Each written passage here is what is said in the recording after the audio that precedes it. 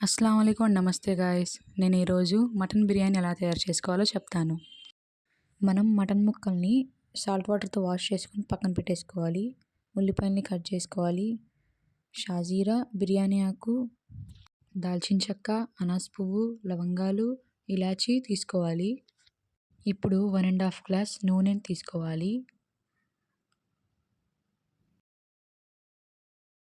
Oil ఒక 5 minutes heat అయ్యాక షాజీరా, అనాస్ పువ్వు, దాల్చిన చెక్క, ఇలాచీ, లవంగాలు ఆయిల్లో వేయాలి.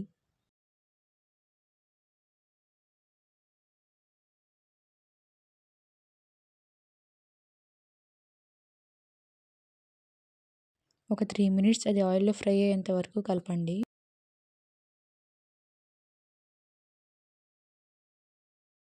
ఇప్పుడు మనం కట్ చేసుకున్న ఉల్లిపాయలన్నీ ఆయిల్లో వేసేయాలి.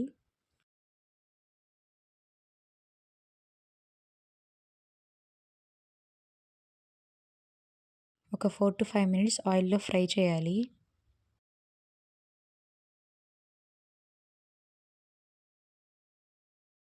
ఒక 1 కప్ వెల్లుల్లి పేస్ట్ని వేసేయండి.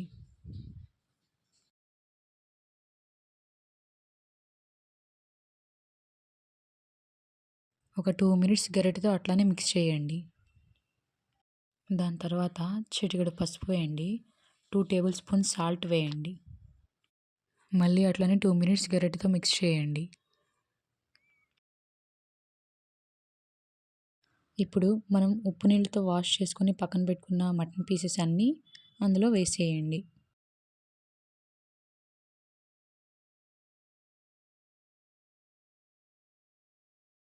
మళ్ళీ అట్లనే ఆ ముక్కలన్నీ కలపండి.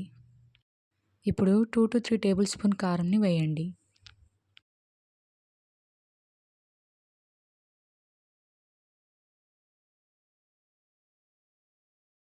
మళ్ళీ అంతా కలిపేసిన తర్వాత ఒక 1/2 గ్లాస్ కర్డ్ని వేసేయండి. ఇప్పుడు 1 కప్ కొబ్బరి పేస్ట్ని వేసేయండి. ఇప్పుడు కొత్తిమీరని కడిగి అందులో వేసేయండి. కొత్తిమీర కడిగేసిన తర్వాత 2 కప్పుల నీళ్లు అందులో వేయండి. కుక్కర్ యొక్క మూత పెట్టేసి 5 to 6 విజిల్స్ వచ్చే వరకు సిమ్లో పెట్టండి. 6 విజిల్స్ వచ్చేసిన తర్వాత కుక్కర్ యొక్క మూత తీసేసి వేరే బౌల్లో ట్రాన్స్ఫర్ చేసుకోండి. ఇప్పుడు 5.5 గ్లాసుల మంచినీళ్ళను వేసుకోండి.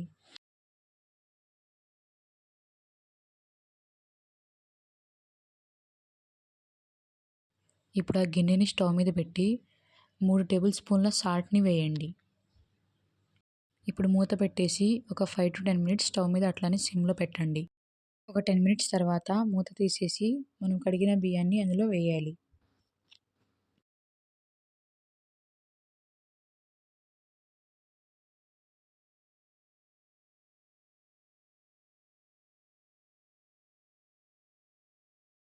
బియ్యం మొత్తం వేసేసిన తర్వాత గరిటెతో అట్లా 5 మినిట్స్ తిప్పండి.